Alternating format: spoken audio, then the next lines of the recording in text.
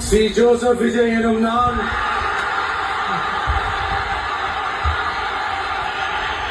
சட்டப்படி அமைக்கப்பெற்ற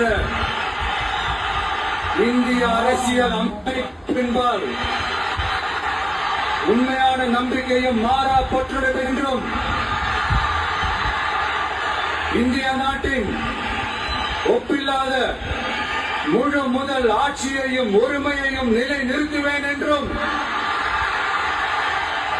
தமிழ்நாட்டு அரசின் முதலமைச்சராக உண்மையாகவும் உளச்சான்றின்படியும் என் கடமைகளை நிறைவேற்றுவேன் என்றும் அரசியல் அமைப்பிற்கும் சட்டத்திற்கும் இணங்க அச்சமும் ஒருதலை சார்பும் இன்றி விருப்பு வெறுப்பை விலக்கி பலதரப்பட்ட மக்கள் அனைவருக்கும்